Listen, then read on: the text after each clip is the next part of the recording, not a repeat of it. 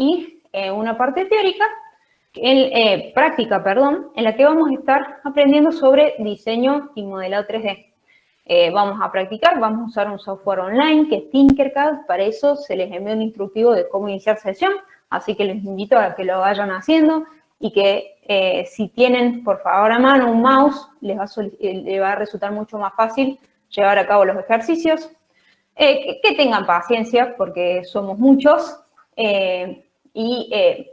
por ahí lleva un poco de tiempo la parte del ejercicio en Tinkercad, de ir trabajando los diseños. Vamos a ir paso a paso, lo que se tenga que repetir lo repetimos sin ningún problema. Y las consultas que tengan que hacer, por favor, vayan haciéndolas en el chat. Y cada tanto vamos a ir haciendo pausas para poder responderlas.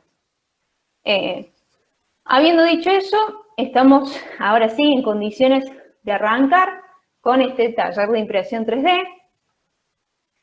La presentación, bueno, muchos de ustedes ya se estuvieron presentando, les cuento un poquito sobre mí. Yo soy Rocío García, soy ingeniera biomédica, recientemente recibida. Y bueno, ya fui leyendo un poquito de lo que esperaban en el taller.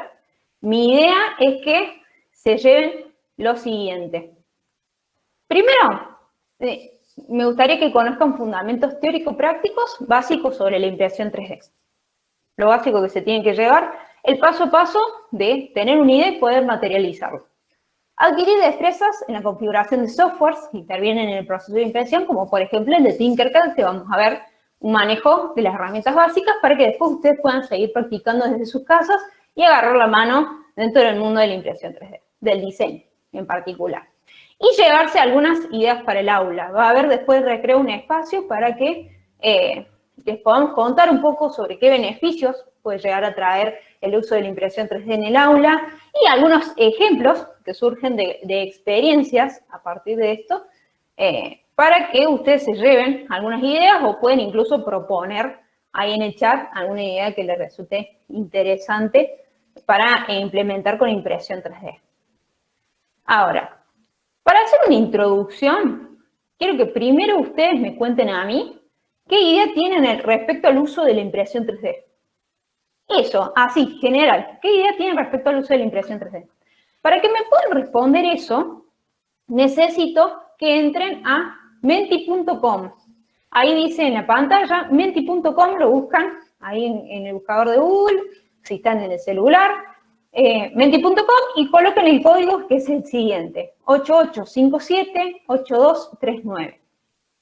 Entonces, les paso por el chat, www.menti.com, y el código es 8857-8239. Ahora voy a pasar a presentar ese Menti y ahí vamos a ir viendo en pantalla qué ideas tienen ustedes respecto al uso de la impresión 3D. Voy a presentarla ahí y ustedes me avisan si se puede ver bien. Cualquier cosa, el código sigue apareciendo acá arriba, ¿no? 8857-8239 y van contestando ustedes. Es anónimo, no aparece el nombre de nadie, pero está bueno para que compartamos entre todos qué ideas traen, digamos, antes de tocar ningún tema en relación.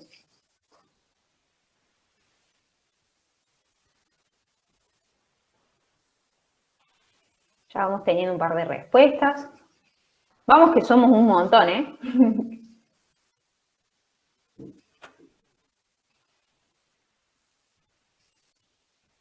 Bien, tenemos macetitas, lámparas, futuro.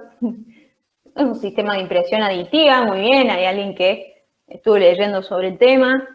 Imprimir cuerpos geométricos para trabajar en las clases de matemáticas, diseño, creatividad, prototipado, ensayo de piezas, sirve para hacer cosas tridimensionales, nuevo negocio, crear material didáctico, prótesis, que se puedan realizar cosas pequeñas, y es algo nuevo, pequeñas y no tan pequeñas, ya vamos a ver un par de ejemplos.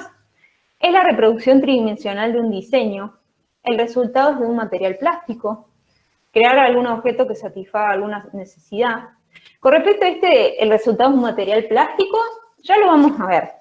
Generalmente las tecnologías de impresión 3D de escritorio, como las que pueden llegar a utilizar en el aula, suelen ser un tipo de tecnología que trabaja con plástico, pero dentro de la impresión 3D se usan distintos tipos de materiales y hay distintos tipos de tecnologías. Ya les voy a pasar a mostrar más adelante. Permite reducir el tiempo para la implementación de proyectos de productos, anteojos para niños sin obra social, modelado de sólidos, impresión. Mi idea es poder hacer repuestos para cosas que me faltan, juguetes didácticos, impresiones 3D con variedad de materiales, diseño asistido por computadora, muy bien, materializar dibujos en 3D, uso de medicinal, artístico, figuras, modelados en una dimensión bidimensional en el que se puede realizar objetivos para suplantar a otros y satisfacer otras necesidades, parámetros de impresión, complementa otros tipos de fabricación, repuestos, figuras, juguetes, casas. Bien, sirve para crear cosas nuevas, ortodoncia, prótesis automotriz y orfebrería. Se puede realizar objetos de todo tipo a costos bajos, medio para la creatividad, de amplia utilización de distintos aspectos.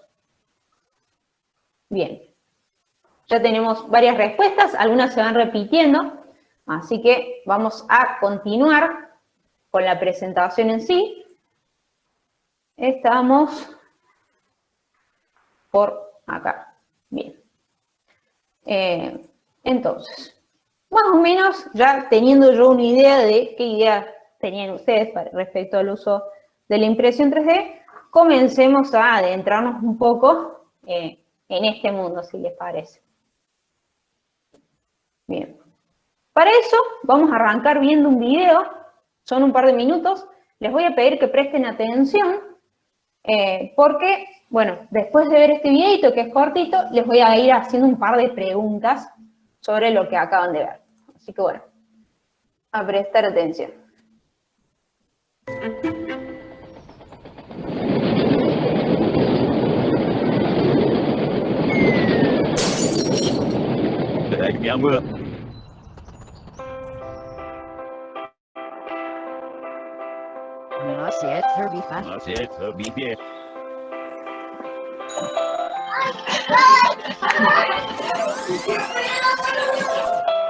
Happy birthday, son. Happy birthday, son.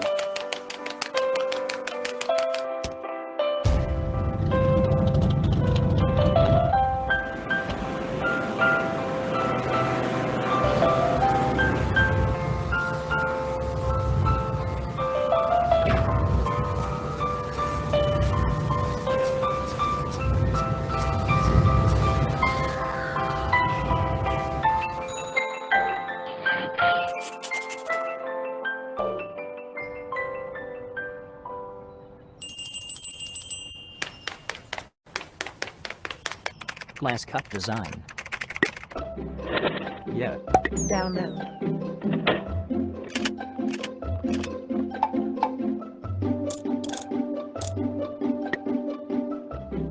Share.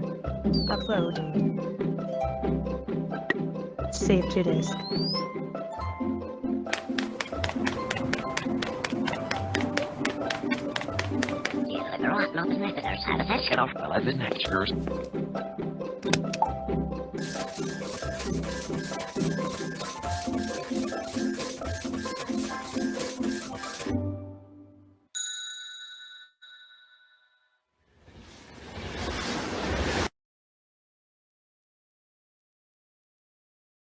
Bien, ahora espero que le hayan prestado atención al video.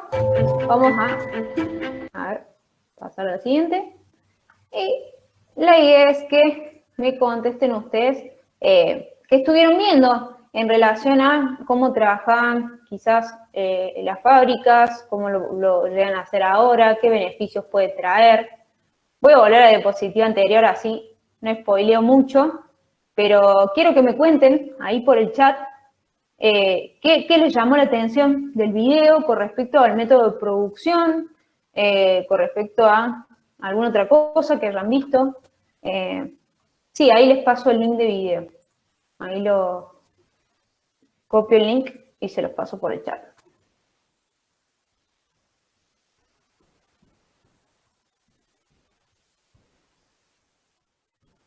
Bien. Ese es el link del video que acabamos de ver. Bien, a ver. Silvina dice, soluciona un problema. Verónica, poder crear lo que uno imagina. Diseño exclusivo. ¿Con qué facilidad soluciona el inconveniente? Redujo el proceso de elaboración y exportación. Pudo recuperar una imitación de su objeto deseado. Industria del país. Novedoso. Bueno, tal cual. Podemos ver distintas cosas en este video. Primero, que parte de una necesidad en una persona y que esa persona, si va al súper y busca un producto que fue producido en masa, tiene una limitada cantidad de opciones para elegir. Hay tazas, hay 2, 3, 4 tipos de tazas y ahí nos quedamos. Ahora, él quería una taza con determinada maneja, va y entra a un sitio online en donde se colabora y se comparte distintos modelos, distintos diseños, pude elegir uno y hacerle modificaciones propias, digamos. Elegir lo que él quería hacer conforme a su necesidad. ¿Qué estaba haciendo? Personalizando lo que quería producir para consumir. Entonces, ahí es cuando me gusta a mí resaltar el cambio, este paso que tenemos con estas nuevas tecnologías de ser consumidores a ser prosumidores. ¿Por qué prosumidores? Porque comenzamos a producir lo que nosotros consumimos. Obvio que la producción no es en masa, como sería en el caso de una inyección de plástico, pero nosotros podemos producir en base a nuestras propias necesidades y personalizarlo completamente. Otra cosa a resaltar es la importancia que tiene el hecho de poder compartir modelos con otras personas. Él agregó el modelo de una persona que quizás estaba en otro país, distinto al de él, y pudo utilizar ese modelo y modificarlo con respecto a sus necesidades. Entonces, la importancia de que esté ese espacio para colaborar dentro de la impresión 3D, que es lo que se denomina como comunidad maker. La comunidad de hacedores, si quisiéramos traducirlo de literal. Entonces, bien, pasamos el tema de consumidores a prosumidores, el tema de poder colaborar con archivos. También la persona en un momento para fabricarlo no tenía una impresora propia en su casa, sino que va a un Fab Lab. Los Fab Labs son laboratorios de fabricación que contienen distintas herramientas en las cuales nosotros podemos llegar a solicitar si tenemos algún proyecto de investigación o con el que queramos aportar. Ellos nos ayudan prestándonos ese tipo de herramientas y es una relación de simbiosis. Después ellos, cuando necesiten algún tipo de favor para otro proyecto, nosotros estaríamos a su disposición por habernos permitido emplear, por ejemplo, una impresora 3D. Entonces, él fue un Fab Lab, mandó el archivo que necesitó y lo imprimió con los materiales que necesitaba. El tema de los Fab Labs me interesaba contarles porque es una iniciativa del MIT, el Instituto Técnico de Massachusetts, y nosotros en Argentina tenemos la suerte de tener uno en Córdoba, que creo que ahora se han mudado a lo que es la Plaza de la Música. Así que, no, todavía no estoy cambiando la presentación, por las dudas, pero bueno, que sepan que hay un Fab Lab en Córdoba y que es muy interesante conocerlo, lo pueden buscar después, si quieren chusmear un poco, en el Instagram, en Google, en la página. Tienen proyectos colaborativos y que dan aporte a la sociedad y la verdad que está muy bueno. Yo me introduje al mundo de la impresión 3D conociéndolos a ellos, así que era un dato también que me interesaba comentar. Ahora, con respecto al tema de la automatización. Bien, ¿por qué aparecen este tipo de máquinas que realizan por ahí las funciones que antes realizaban las personas? A ello coloqué una definición que dice: la automatización se puede definir como la tecnología utilizada para realizar procesos sin ayuda o con menor ayuda de las personas. Bien, ¿qué pasa? Cuando nosotros mecanizamos un proceso, lo que ocurre es que se reduce ampliamente la necesidad sensorial, la necesidad mental del ser humano en el desarrollo del mismo, permitiendo obtener optimización de costos, automatizando los procesos y liberando los recursos para otras tareas. Entonces se incrementa la calidad, eliminando los errores manuales, digamos, del ser humano. Entonces se aumenta la productividad, reduciendo el tiempo total de producción. El factor humano tiene que ver, por ejemplo, que no puede estar 24/7 trabajando y una máquina así. Entonces, por eso es que empiezan a introducirse las máquinas herramientas, que se denominaban en una instancia, y arranca lo que es la automatización. Bien. Entonces, automatizar un proceso significa un aumento de productividad y rentabilidad. O sea, automatización es tecnología utilizada para realizar procesos sin ayuda o con menor ayuda de las personas. Bien. Ahora, ¿por qué les cuento todo esto? ¿Por qué les hago pensar sobre el tema de compartir el trabajo, compartir información con otros? ¿Por qué les hago pensar sobre el tema de la automatización, sobre el hecho de pasar de consumidores a prosumidores? Es porque trato de que lleguemos a una definición de lo que es la fabricación digital. Esto no lo dije al principio, pero si prestaron atención en la presentación, hacia el lateral izquierdo tienen un listado que es el índice de lo que vamos a ver en esta primera parte teórica, que duraría aproximadamente 1 hora y media. Así que lo pueden ir siguiendo, estamos en la introducción. Ahora vamos a lo que es fabricación digital. Entonces, para entrar a esa definición, los voy a molestar nuevamente y quiero que entren entonces nuevamente a menti.com, www.menti.com, con el mismo código de antes, 8857-8239, y me vayan respondiendo qué entienden ustedes por fabricación digital. No importa que nunca lo hayan escuchado, que ni lo hayan visto, les cuento que el nombre ya es un gran spoiler de la definición, pero quiero que me vayan contando ustedes, así no estoy hablando tanto yo todo el tiempo. Voy a compartirles el Menti y les voy a pasar a la próxima, acá. ¿Qué entienden ustedes por lo que es la fabricación digital? Les doy unos minutitos para que vayan respondiendo.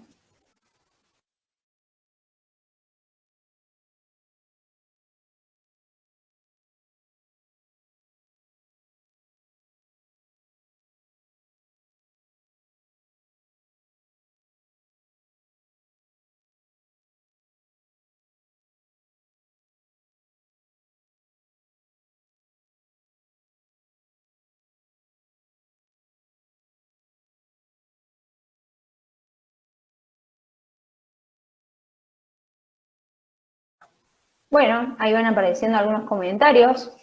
Objetos de diseño en computadora, muy bien. Producción asistida por medios tecnológicos, asistido por computadoras. Crear un diseño en computadora. Componer un objeto con medios digitales, software. Automatización de procesos. La creación de objetos por PC. Por medio de programas se diseña. Armar cosas mediante impresiones. Producir a través de alguna programación dada a una máquina. Productos que se desarrollan desde un programa.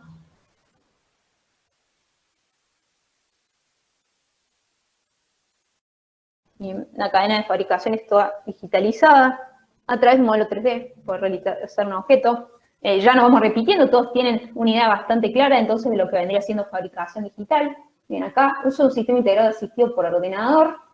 Fabricar algo en forma virtual, como dibujos que después se pueden imprimir.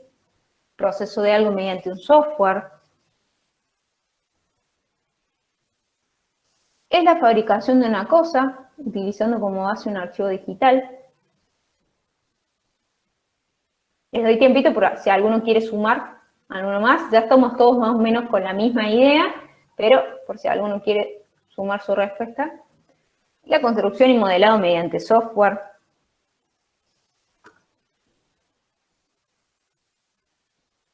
El uso de un computador por herramientas de simulación, visualización 3D, crear procesos de producto y de fabricación simultáneamente, fabricar utilizando simuladores, producir productos en 3D.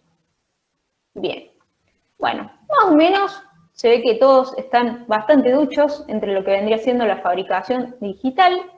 Vamos a darle, entonces vamos a ponerle sus palabras y dar una definición más formal. Las tecnologías de fabricación digital van a ser un conjunto de tecnologías emergentes que permiten materializar un modelo, un prototipo, series cortas, directamente de un archivo digital y con una amplia gama de técnicas, materiales y acabados. O sea, se dan cuenta que la mayoría estaba en lo cierto con respecto a la fabricación digital. Aquí hay que hacer hincapié en que estas tecnologías acortan los tiempos que se requieren en el diseño y la producción, permitiendo acelerar los mecanismos de producción de pequeñas cantidades de productos. Ahora entienden un poco esto de automatizar, pero también poder personalizar un poco lo que uno quiere producir, entonces aceleramos el proceso de producción de pequeñas cantidades de productos y tenemos ya una definición formal de la fabricación digital. Ahora, ¿qué tipo de herramientas de fabricación digital pueden llegar a conocer ustedes? Si quieren ir poniendo en el chat también para compartir, si se les ocurre alguna. Yo acá les traje una imagen, un par de imágenes. A la izquierda tenemos piezas de ajedrez realizadas con un torno y una fresadora, y a la derecha prótesis de mano hechas con impresión 3D. Estas prótesis, hay un proyecto particular que se llama Atomic Labs, se la escribo también ahí en el chat, Atomic Labs, por si lo quieren buscar, es de Buenos Aires, y básicamente se genera un voluntariado en el que si uno tiene una impresora 3D se puede anotar, y después alguna persona que necesite este tipo de prótesis avisa, y la persona que sea voluntaria y que viva más o menos cerca puede llegar a realizar la impresión y se la dona a esa persona. La verdad que es una iniciativa muy linda, está bueno conocer este tipo de trabajos. Pero bueno, a ver, veo que ahí en el chat están un poco tímidos, pueden ir contando si conocen alguna herramienta de fabricación digital, si les suena haber visto alguna vez una. Yo mientras tanto les voy diciendo que existe una creciente disponibilidad de las herramientas. Es enorme la cantidad de herramientas que encontramos dentro de lo que es fabricación digital. Tenemos cortadoras láser, tornos y fresadoras. Muy bien, acá centros de mecanizado CNC, dicen en el chat. ¿Qué más tenemos dentro de eso? Lo que es control numérico computarizado, entonces CNC. Y todo este tipo de herramientas son a la vez muy poderosas, muy versátiles y trabajan de forma interconectada. Las herramientas suelen utilizar interfaces que son amigables, uno las puede aprender, puede ser autodidacta, digamos, guiarse por tutoriales, por videos y algún tipo de herramientas, irlas aprendiendo de a poco, pero no es algo fuera del alcance de uno, a eso me refiero. Y se permite el intercambio de archivos por internet, incluso utilizando programas de código abierto, que ya vamos a tocar ese concepto de código abierto. Va por el lado de lo que veíamos en el video, que el chico agarró y pudo descargar el asa para una taza que había diseñado otra persona y lo pudo modificar él a su gusto. Pero no tuvo que partir desde cero, sino que alguien más pudo compartirle el modelo. Todo este conjunto que hace la fabricación digital facilita el proceso de aprendizaje en lo que es la práctica y permite, por ejemplo, que un objeto que haya sido diseñado en Argentina se pueda fabricar en Brasil, en Colombia, en cualquier parte del mundo. Bien, a ver, veo que en el chat ponen máquinas CNC, muy bien. Acá Celsa comenta que en Venezuela hay un emprendimiento en Gidea que elaboran productos educativos como brazos hidráulicos, kit de domótica. Qué bueno, muy lindo. Tornos, dice Pedro. Muy bien. Estamos hablando, recuerden siempre, en cuanto a las herramientas de fabricación digital, no a los productos en sí. Yo acá estoy mostrando productos que se hacen a partir de esas herramientas. Ahora, vimos la definición de fabricación digital, vimos un par de ejemplos, así a grosso modo, de lo que son este tipo de herramientas. Vamos a ver ahora cómo llega la impresión 3D a nuestras manos. ¿Por qué nosotros somos capaces ahora de estar en un curso, en una charla sobre impresión 3D para aprender nosotros mismos y podemos llegar a conocer gente que tiene una impresora o la podemos llegar a tener nosotros en nuestra casa? Una impresora de escritorio, me refiero. ¿Qué pasó? La historia es más o menos así. En 1983 se crea la técnica de estereolitografía. Estereolitografía o SLA, ya les voy a contar más adelante de qué se trata esta técnica, por un norteamericano que se llama Charles Hull. Charles Hull es el fundador de 3D Systems, que es la primera empresa que aparece ahí en la diapositiva. Esa empresa es muy reconocida a nivel internacional, Tienen gran cantidad de impresoras, una variedad de herramientas, más que todo a nivel industrial, pero que, bueno, son de un costo más elevado por la calidad de la producción. Bueno, para que no nos vayamos de la historia, en el 83 se crea la estereolitografía y eso constituye un hecho altamente relevante, porque fue la primera tecnología de fabricación digital aditiva. Ya vamos a ver la clasificación de la fabricación digital, pero por ahora quiero que se queden con que es aditiva y se fundan las bases de este nuevo tipo de método de fabricación. Antes no existía lo que era fabricación aditiva dentro de la fabricación digital. Entonces, ¿qué pasa? Antes de esta introducción de la fabricación aditiva y de la creación rápida de prototipos con estereolitografía, los modelos conceptuales necesitan mucho tiempo y mucho dinero para poder producirse. Ahora, la innovación de la estereolitografía redujo esos gastos de recursos al tiempo que fue aumentando la calidad y la precisión del modelo resultante.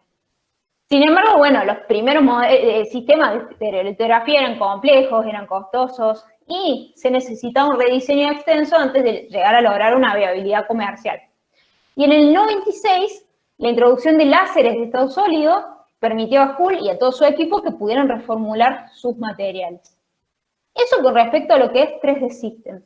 Otro hito importante en el mundo de la impresión 3D es Stratasys, otra empresa muy renombrada en el mundo, que fue fundada en el 89 por Scott Cramp y su esposa, en Minnesota, ¿no? También estamos en Estados Unidos. La idea de este tipo de tecnología, con la cual trabaja la empresa, le llegó a Scott en el 88, cuando decía hacer una rana de juguete para su hija. Él le quería fabricar su propio juguete a la hija, quería hacer una rana, y tenía una pistola de pegamento similar a las pistolas de silicona que podemos tener ahora, y se le ocurrió cargarla con una mezcla de polietileno y cera para velas. Un innovador. Usó esa mezcla en la pistola de pegamento y pensó en crear la forma de la rana capa por capa. Entonces, iba adhiriendo una capa junto con la otra, y mientras estaba haciendo esto, empezó a pensar que estaría bueno automatizar este proceso. Entonces, después ocurre que en el 92, esta empresa fundada, Stratasys, vende su primer producto, que era el modelador 3D, y a partir de ahí se patenta lo que era la manufactura aditiva, ¿no? Esta forma de creación capa por capa y la automatización de este proceso. Ahora, Stratasys es un fabricante, como decíamos, estadounidense, de impresoras 3D, sistemas de producción 3D, que fabrica prototipos de oficina, automotrices, aeroespaciales, industriales, electrónicos, médicos, un montón de aplicaciones. Y como dato de color, en 2007, Stratasys suministró el 44% de todos los sistemas de fabricación aditiva instalados en todo el mundo, lo que lo convirtió en un líder del mercado unitario por 6 años consecutivos, para que se den una idea de la importancia que tiene esta empresa, ¿no? Uno de los disparadores del proceso de que nosotros, bueno, del hecho de que nosotros podamos tener impresoras en nuestras casas, fue la inspiración de las patentes, de estas patentes que veníamos hablando. Patentes de equipos de impresión 3D que fueron creadas en la década de los 80. Entonces, por ejemplo, en 2009, inspira la patente del proceso de modelado por deposición fundida, ya vamos a aprender qué es modelado por deposición fundida, que usa filamentos plásticos. Este es el método que usa filamentos plásticos. La caída de esa patente permitió una explosión en la experimentación con nuevas impresoras y se creó la serie de impresoras RepRap, por eso está el nombre. Son las impresoras que se ven en las figuras. Tenemos acá estas dos que se ven ahí, son primero la Mendel 1.0 y después 2.0, la segunda, que utilizan el modelo de open source, código abierto, que ya lo vamos a ver. Y permite que cualquier usuario realice modificaciones, mejoras en las máquinas, creando una máquina que sea capaz de replicarse a sí misma. O sea, la misma impresora es capaz de imprimir partes que sirven para construir otra impresora idéntica. Entonces, acá pueden ver la importancia que tiene el hecho del código abierto, de poder tener una comunidad maker que comparta archivos, comparte información al respecto, para que cada uno vaya experimentando y surjan este tipo de iniciativas, porque es gracias a ellos que empezaron a aparecer las impresoras de bajo costo. Antes, con 3D Systems, con Stratasys, las impresoras eran inalcanzables, o sea, solo lo podían tener las industrias con gran poder adquisitivo. Cuando aparecen las iniciativas como RepRap, con la caída de las patentes, experimenta gran cantidad de gente y surgen este tipo de impresoras. Y es gracias a ellos que al día de hoy podemos tener una forma más accesible lo que son las impresoras 3D de escritorio. Entonces, hablando de la importancia de lo que es el open source o código abierto, les traje un par de características sobre el mismo. A ver, si buscamos nosotros en Wikipedia, dice que el código abierto es un modelo de desarrollo de software que se basa en la colaboración abierta. Se enfoca más en lo que son los beneficios prácticos, es decir, acceso al código fuente, que en alguna cuestión ética o de libertad, que se destaca más eso en lo que es software libre, porque siempre hay como una disputa entre lo que es código abierto y software libre. Para muchos, el término libre hace referencia al hecho de adquirir un software de manera gratuita, no siempre es así. Bueno, las principales características e importancias de este código abierto es, primero, un intercambio abierto. Se refiere a lo que es difusión ilimitada de información, lo cual hace que las personas puedan aprender más y, por ende, puedan aparecer mejores ideas. La participación, ya que por ahí los problemas no se pueden solucionar con una sola persona, los podemos solucionar entre todos. Prototipado rápido, permite una rápida detección de errores, como rápida eliminación de fallas que podamos tener. No necesitamos producir de una el producto final, sino que podemos ir probando prototipos gracias a este tipo de fabricación, que es un método de bajo costo. Como les decía, los insumos no significan un gran coste en este prueba y error, tan característico de la fabricación digital. La meritocracia, bueno, en esta es una palabra un poco que también entra en disputa, pero hace referencia a que triunfan las mejores ideas en un ambiente en donde todos van a tener acceso a la misma información. Y por último, y muy importante, la comunidad. En pocas palabras, juntos podemos hacer más. Ahora, con respecto al código abierto, los programas que yo les decía, en los que se pueden buscar y compartir modelos, diseños 3D, tanto gratuitos como pagos, son algunas de estas que están listadas en la pantalla. Thingiverse, Pinshape, MyMiniFactory, GraphCAD, Jaggy, y hay muchísimas más. Entonces, como les digo, hay algunos modelos que se pueden descargar gratis, otros que son pagos, pero esto es lo que permite el código abierto y es algo muy importante dentro de la impresión 3D. Entonces yo, por ejemplo, por poner un ejemplo sonso, si quiero imprimir un Pikachu no me tengo que sentar a diseñarlo, sino que lo puedo descargar de alguna de estas páginas. Bien.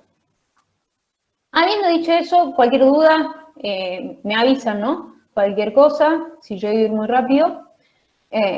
Vamos a pasar, ya sabemos, tenemos la definición de fabricación digital, ya venimos hablando esto del paso de consumidores a prosumidores, por qué la automatización, definimos entonces qué era fabricación digital, que es producción de algún dispositivo a partir de un archivo CAD o asistido por computadora.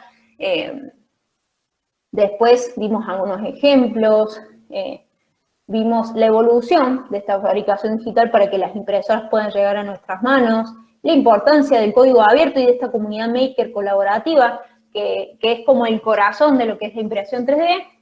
Y ahora vamos a pasar a ver la clasificación de la fabricación digital. La fabricación digital incluye una amplia gama de herramientas, como veníamos charlando. Porque a partir de ello dijimos que podíamos materializar una pieza, un prototipo, directamente de un archivo digital que es CAD, porque es diseño asistido por computadora, un archivo digital CAD 3D. En la mayoría de las veces con poca intervención de la mano del hombre, a través de una amplia variedad de técnicas, de materiales y de acabados. Habíamos dado algunos ejemplos como deposición de hilo fundido, polijet, sinterizado láser, corte láser, estereolitografía. Pero, bueno, básicamente estas tecnologías de fabricación son la evolución de un concepto que venía de tecnologías CAM, que se decía que era manufactura asistida por computadora. Y la clasificación aparece así. Las TFE, o tecnologías de fabricación digital, se dividen principalmente en dos ramas. Tecnologías de fabricación sustractiva y tecnologías de fabricación aditiva. Dentro también incluye lo que son metrología digital, escáneres 3D, y esto que les decía del CAD, diseño asistido por computadora, manufactura asistida por computadora, que ahí entra el software de diseño, entre otras cosas.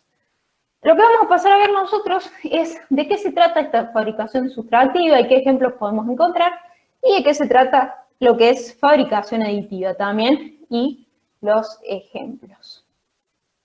Ahora, para entender el concepto de fabricación sustractiva, me gustaría proponerles el siguiente escenario. Supongamos que nosotros naufragamos, estamos en una isla y queremos construir un mate. ¿Cómo hacemos para construir ese mate? A ver si alguno se anima y me cuenta ahí por el chat cómo construiría ese mate. Bien, acá Javier, muy rápido, con un coco, Marina igual. El coco es bastante fácil, es una muy buena idea, porque uno tiene ya el orificio creado, lo abre, solo tiene que sacar la pulpa y estamos listos. Caparazones de cangrejo, bueno, ese no me lo habían dicho nunca, es bastante ingenioso. Con materiales de la isla, con un tronco. Bueno, en el caso del tronco, por ejemplo, ¿qué tendríamos que hacer? Agarrar un pedazo de ese tronco y con algún elemento filoso ir escarbando y sacando la materia prima hasta obtener el mate que vendría a ser el producto final, ¿no? Acá decían, bueno, con la caña para que sea la bombilla. Acá dicen, bueno, lo más difícil sería conseguir la yerba, tal cual. Bueno, a ver, planteando este ejemplo, ustedes ya me dieron una definición de lo que es fabricación sustractiva. Básicamente, las tecnologías de fabricación digital sustractiva fueron las primeras tecnologías de fabricación digital. Y se caracterizan por que van sustrayendo, como dice su nombre, el material, la materia prima, hasta obtener el producto final. Esa vendría siendo la definición. Bien. Se denominan también como máquinas de control numérico computacional, o CNC, que lo habrán escuchado nombrar un par de veces, y se caracterizan entonces por desbastar el material o cortarlo, digo, a partir de un archivo CAD siempre, porque estamos hablando de fabricación digital. En un inicio eran archivos en 2 dimensiones y posteriormente se fueron integrando archivos digitales de diseño asistido por computadora en 3D. Como algunos ejemplos son los que podemos ver en la pantalla: fresadoras, routers CNC, tornos CNC, centros de mecanizado, corte láser al agua, por plasma, entre otros. Entonces, dentro de la fabricación digital sustractiva podemos ver que hay una gran cantidad de herramientas. Vamos a ver el más conocido, control numérico computarizado, que en este caso podemos ver en el GIF cómo estaría trabajando a través de un torno, una fresadora, puede realizar el desbaste del material, va quitando materia prima para obtener algún diseño que nosotros le enviamos a la máquina a través de un archivo digital. Entonces, se puede trabajar con, por ejemplo, madera, como se ven esos ejemplos. Quiero ver si tengo acá el acceso directo. Sí, les voy a mostrar un ratito un video corto para que puedan ver cómo trabaja el router CNC. Este es uno bastante grande, hay otros de escritorio también que son más chicos, que vienen con accesorios para hacer grabado láser incluso. Bueno, ven el tamaño de la máquina en este caso, y cómo va haciendo las figuras. Un diseño que una persona hizo en un principio en una computadora, convirtió ese diseño en un lenguaje que pudiera entender la máquina, que tuviera las instrucciones que tiene que seguir la máquina, y una vez que se lo cargó a la máquina, el router CNC, en este caso, el control numérico computarizado, comienza a seguir esas instrucciones y a producir esto que estamos viendo en pantalla. Voy a adelantar un poco, para lo que lo pueden ver, y más o menos queda así. Ustedes se irán dando cuenta que dentro de lo que es fabricación digital, tenemos una amplia gama de herramientas y que cada una va teniendo sus propias características dependiendo de lo que nosotros queramos hacer, ¿no? Entonces, por eso esta diferenciación de manufactura sustractiva, ya vamos a ver manufactura aditiva, y dentro de cada una siempre hay alguna que tiene una característica en particular dependiendo de los materiales que se puedan utilizar y las aplicaciones. Ahora, vamos a hablar de lo que es la manufactura aditiva. Y para eso les voy a pedir que nuevamente en el chat me cuenten, volvamos al caso de que estábamos en la isla, pero ahora ya no podemos agarrar nada y quitarle materia, sino que necesito que puedan agarrar la materia prima y que con eso construyan ahora un mate, pero lo construyan añadiendo de a poco la materia prima. Acá a ver, ya tenemos un par de respuestas. Carolina dice con arena, Anita con arcilla. Bien.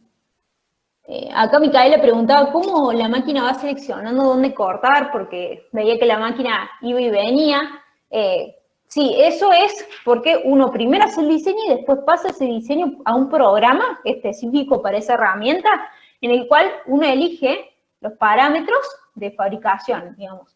Y eso se traduce en coordenadas que va a recibir la máquina para saber cómo trabajar y cómo moverse. De esa forma más o menos se trabaja. Bien, volviendo al ejemplo del mate, acá Sandro dice que ahora sí la arena, tal cual, Juan, barro por calor, arena y agua, hoja, rama y tronca, resina de las plantas. Bueno, buenísimo. Tal cual, podemos ver entonces que a diferencia de la manufactura sustractiva, la fabricación digital aditiva se caracteriza por ir añadiendo capa por capa la materia prima hasta llegar al producto final. Bien.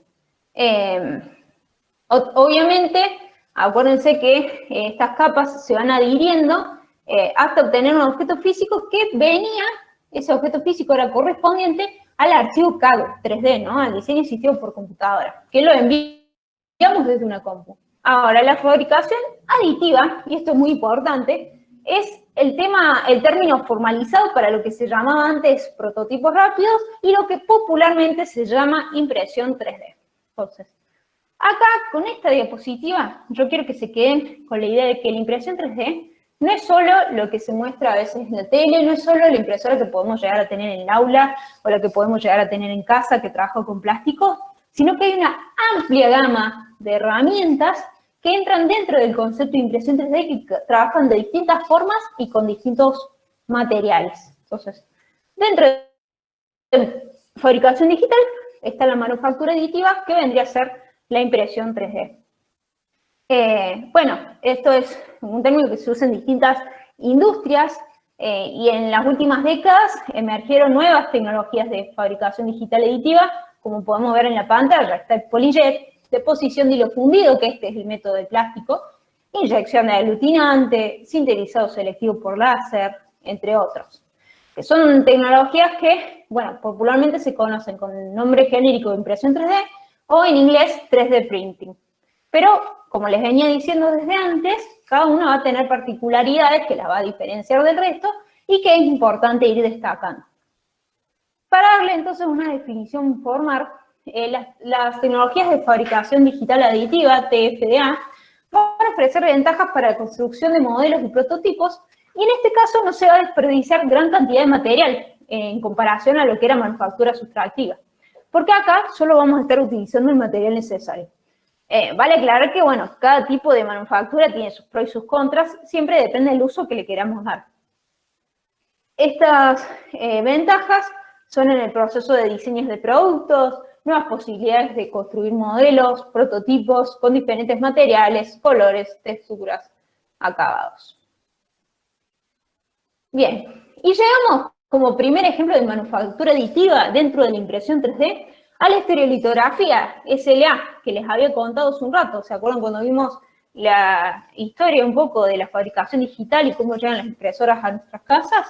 Bueno, ahí les había nombrado que la estereolitografía es la tecnología de fabricación aditiva más antigua y es actualmente una de las más avanzadas, pero que definió las bases de este tipo de tecnología. Entonces, se basa en la adición de capas de material para construir un objeto desde un archivo digital. ¿Cómo funciona la estereolitografía? Tiene una cubeta, como vemos en este esquema, que va a contener resina líquida fotosensible. Entonces, se deposita la resina líquida, acá hay una superficie de impresión en gris, tenemos un haz de láser, un láser de luz ultravioleta, incide la luz ultravioleta, la resina al ser fotosensible se solidifica y se va generando el producto final. Ahora vamos a pasar a ver un videito rápido para que puedan ver cómo trabaja más o menos este tipo de tecnología. Bien, ahí muestra que uno arranca con un modelo 3D, y lo pasa a un software que va a configurar cómo se imprime capa por capa. Me muestra las distintas partes que yo les comenté de la herramienta y ven cómo va trabajando el haz de luz ultravioleta sobre la resina que se va solidificando y la cama de impresión que se va moviendo hacia abajo. Y la pieza termina quedando sumergida en el resto de la resina que era líquida. Hasta que sube la superficie. Sube a la superficie la cama de impresión, digamos. Ahí podemos ver un producto recién impreso. Tiene este tipo de andamios. Hay algunas estructuras que son como puentes y que la impresora no puede estar imprimiendo en el aire, entonces por ahí se necesitan este tipo de soportes o andamios para que la estructura final quede en cierta posición que sea necesaria. Y estos andamios después se van a retirar, no son un problema, después se quitan. Bueno, ahí vemos una pieza. Y acá lo que muestra un poco es el proceso de curado de la resina, porque esto lleva después un postprocesado, ¿no? Se retira la resina y hay que curarla. Y, bueno, básicamente se obtiene lo que es el producto final con un poco de tiempo. Ahí se me salió la presentación, ya vuelvo. Bien, ahí tenemos. Lo de la pieza, recién preguntaban con qué se curaba, es con un horno en particular para curar esa resina. Bueno, acá tenemos otra pieza que se puede mostrar en lo que es odontología, se usa mucho en prótesis, lo que es estereolitografía, y podemos ver, hay un GIF, más o menos lo que veíamos en el video, cómo trabaja estereolitografía, y otro GIF que muestra desde cerca cómo reacciona la resina a la luz ultravioleta. Por último, les traje una imagen de cómo se ven algunas de las impresoras de este tipo, que son completamente cerradas para trabajar con la resina, y que sepan que en este caso la resina tiene gran grado de detalle. Con este tipo de herramientas se pueden lograr dispositivos con mucho detalle. Acá se ve en chiquitito la marca que es Formlabs, se lo escribo ahí en el chat por si después lo quieren averiguar. También es una empresa bastante conocida y bueno, lo pueden ver mucho dentro de lo que es resina y otras herramientas. Son máquinas un poco más caras, siempre dependiendo del volumen de impresión y los materiales que empleen. Ahora, habiendo hablado de este tema, ya vimos la clasificación de la fabricación digital, dijimos cuál era la sustractiva y cuál es la aditiva, y nos dimos cuenta que la manufactura aditiva en realidad es la impresión 3D, que dentro de impresión 3D hay muchas herramientas, como por ejemplo la estereolitografía. Bueno, vamos a adentrarnos nosotros a la impresión 3D de plástico, por así decirlo. Y antes de adentrarnos en eso, que es lo que a nosotros nos concierne, les voy a pedir por última vez que ingresen al Menti, a menti.com con el mismo código, 8857-8239, y me respondan, después de haber charlado todo esto y masticado un poco más el concepto de fabricación digital, ¿qué es para ustedes la impresión 3D? Preguntaban ahí si la resina que no se solidifica es reutilizable. Sí, eso sí. Voy a ir pasando entonces al Menti. ¿Y qué es la impresión 3D para ustedes? El código es 8857-8239.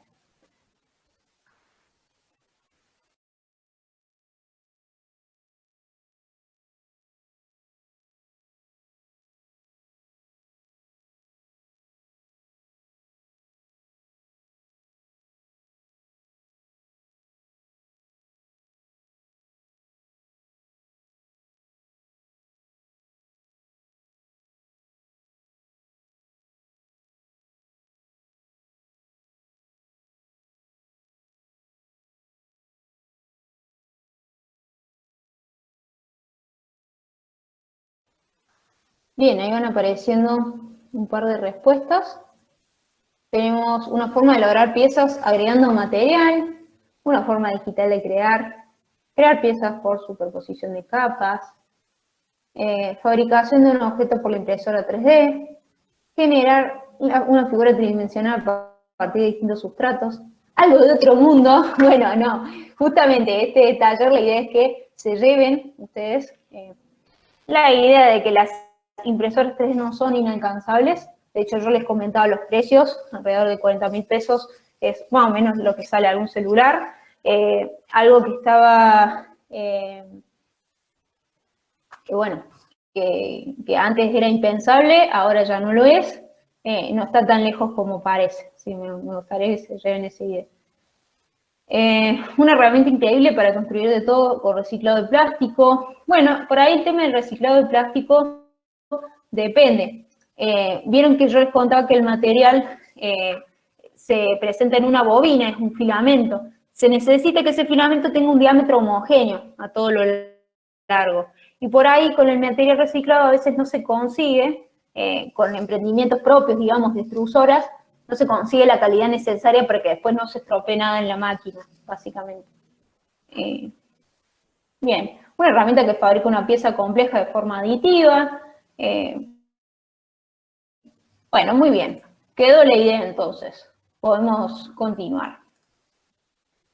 Vamos a darles una definición formal de la tecnología de deposición de hidro fundido, o Fused Deposition Modeling, FDM, si lo buscan por las siglas. Habíamos dicho que la impresión 3D es un método de manufactura aditiva y se permite materializar un objeto 3D a partir de diferentes opciones. Podemos obtener el modelo. ¿Se acuerdan que hablamos siempre de diseño asistido por computadora? El modelo puede ser un diseño por software, en el cual, por ejemplo, nosotros hoy vamos a aprender a usar Tinkercad. Puede ser, si no también, ahí me pasé, un escaneo 3D. En el diseño por software teníamos dos alternativas: usar un programa de diseño o descargar algún diseño ya hecho por alguna de las páginas que les pasé anteriormente. Escaneo 3D existe en diferentes lugares, prestan ese servicio para poder alquilar los escáneres o se pueden adquirir y se obtienen los modelos, o por imágenes médicas, como por ejemplo tomografía computarizada o resonancia magnética, a partir de lo cual se realiza una etapa de procesamiento digital y se obtiene el biomodelo. Se va a imprimir un modelo que no está impreso por células, sino que está impreso por un material alternativo, como por ejemplo un vaso sanguíneo impreso en silicona, y que se utiliza en los biomodelos para practicar alguna cuestión anatómica, aprender, entre otras cosas. Que sepan que a partir de imágenes médicas se pueden obtener modelos en 3D. Ahora, habiendo dicho eso, dentro de la impresión 3D, el proceso de fabricación de deposición de material fundido funciona de la siguiente manera. Uno envía un archivo digital desde un software CAD al software de la máquina, y posteriormente un filamento, que es un polímero termoplástico, que está en un rollo, ahí podemos ver el rollo en la pantalla, pasa por una boquilla metálica que va a estar a una temperatura superior a la temperatura de fusión de ese polímero. Entonces el polímero se va a derretir y se generan sucesivas capas horizontales de material que se van alineando una con la otra para formar tridimensionalmente el objeto físico que fue enviado a través del archivo digital. Acá se ve en el GIF cómo se va formando capa por capa la impresión, y con esto me gustaría responder a una de las consultas que habían hecho con el tema del tiempo de la impresión. En este caso, la velocidad de impresión que estamos viendo no es real, eso está acelerado. Las velocidades en las que trabajan las impresoras FDM de escritorio van entre los 30 y los 60 milímetros por segundo. No son muy veloces, 60 milímetros por segundo, eso sí, un poco más, pero el tiempo de impresión va a depender de varios factores.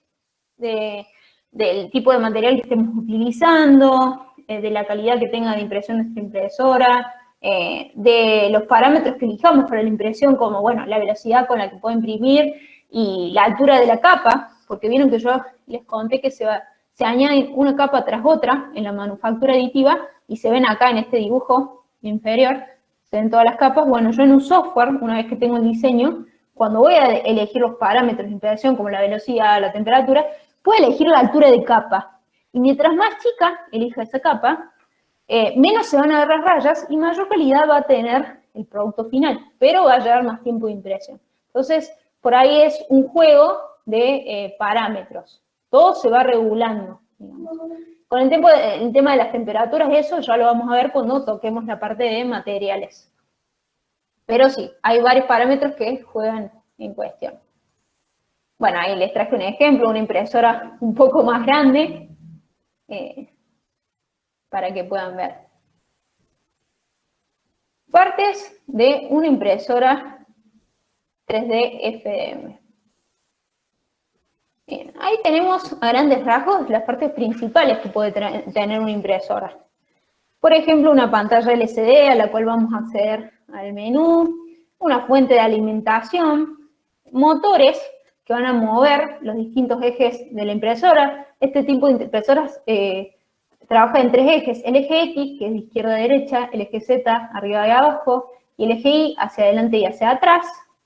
Y todos esos ejes, la máquina se puede ir moviendo gracias a motores paso a paso, que ya vamos a explicar más adelante. Tenemos la tarjeta madre, la placa de desarrollo, ya vamos a explicar, y el extrusor, que es la porción por donde va a salir el plástico. Para eso, la máquina va a estar compuesta de elementos que se pueden englobar en 3 grandes clasificaciones. Elementos electromecánicos, como los motores paso a paso que veníamos charlando, electrónicos, que hay una gran cantidad, y mecánicos. Les voy a ir contando un poco a grandes rasgos cada clasificación. Con respecto a los mecánicos, son componentes, dispositivos, elementos que tienen como función específica transmitir movimiento desde las fuentes que lo generan al transformar distintos tipos de energía. Entonces vamos a tener varillas lisas, como se ve en esta imagen. La última vendría siendo una varilla lisa, que generalmente están en los ejes X o en los ejes Y para la transmisión del movimiento. Tenemos los rodamientos lineales que van junto con las varillas lisas. Tenemos varillas roscadas que suelen estar en el eje Z, también para la transmisión de movimiento, pero como en este caso no necesita gran cantidad de movimientos, se utilizan las de tipo roscado. Una alternativa a las varillas roscadas son los busillos metálicos, que se llaman en impresión 3D, que básicamente son un tornillo sin fin, por así decirlo, pero tienen mayor durabilidad porque son elementos que han sido construidos específicamente para su uso en la impresión 3D. Entonces tienen un material más duradero y son, bueno, por ende, un poco más caros. Tenemos poleas, también para la transmisión del movimiento. Las podemos encontrar comúnmente, por ejemplo, en el eje X. Acá tendríamos, por ejemplo, alguna correa, perdón, yo estoy hablando de las correas, que vendría siendo esta, y que van junto con la polea, que la polea permite el desplazamiento de la correa a lo largo de ese eje. Son más precisas las correas en reemplazo de las varillas, pero la particularidad que tiene es que por ahí, si no están suficientemente tensas, pueden aparecer errores de impresión 3D.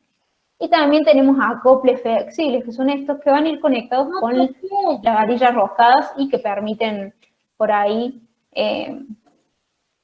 transmitir ese movimiento de manera correcta y absorbe lo que es la vibración que se puede llegar a producir en la máquina. Bien, eso con respecto a las partes mecánicas. Vamos ahora con algunas partes un poco más interesantes, como las electromecánicas. A ver, la electromecánica, como le dice el nombre, es la combinación de las ciencias del electromagnetismo, de la ingeniería eléctrica y la ciencia mecánica.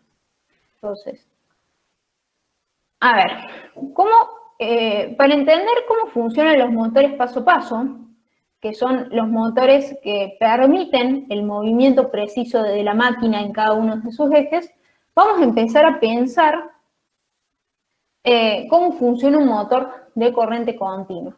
Primero me gustaría presentarles una analogía. Si yo pienso en mi cuerpo, aquello que me permite moverme, es decir, los actuadores, serían mis músculos. Entonces, en este caso, los motores paso a paso, que son los que vamos a ver, son los músculos de la impresora 3D que le permiten moverse, los actuadores, los músculos serían. Entonces, para entender motor paso a paso, vamos a explicar primero cómo funciona un montón de corriente continua. Y por corriente continua, o DC, se entiende un movimiento de cargas eléctricas a través de un conductor. Tenemos cargas eléctricas a través de un cable, por ejemplo, como si fuera el agua que corre por una manguera, por eso les traje este dibujo de acá. Ahora, pasemos a explicar el motor de corriente continua. Seguramente alguna vez en su vida habrán jugado con imanes, viendo cómo se van atrayendo y repeliendo, según cómo los vayan acercando. Bueno, un motor de corriente continua va a ser una máquina que convierte energía eléctrica en energía mecánica usando ese comportamiento de los imanes. Y me van a decir ustedes, ¿qué tiene que ver la energía eléctrica con los imanes? Oh, tiene todo que ver. El secreto está que cuando hay una corriente que circula por un conductor, por ejemplo un cable, acá nosotros tenemos un cable enrollado, y está ahí, que aparece en el gráfico, es la corriente, ¿ven? Circula en este sentido. Cuando circula una corriente en un conductor, se genera alrededor de ese cable un campo magnético. Y ese campo magnético va a ser más poderoso mientras más grande sea esa corriente. Además, dependiendo de la dirección que se mueve esa corriente, en este caso lo estamos viendo hacia la derecha, dependiendo de la dirección en que mueva esa corriente, a través del cable, podemos hacer que el campo magnético que se genera atraiga o repela a otro. Entonces, cuando vemos el interior de un motor de corriente continua, se ve más o menos así en el esquema, tenemos un montón de cable enrollado en una pieza que va a tener la posibilidad de estar girando. Es el rotor, esta pieza de acá del medio. Y en las paredes del motor tenemos imanes permanentes. Esta parte de imanes permanentes se llama estator en el motor.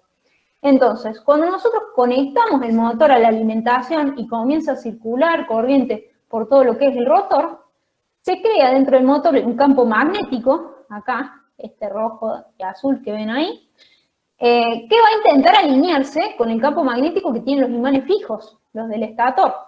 Entonces comienza a girar, en ese intento de estar alineándose, comienza a girar y sigue las flechas verdes.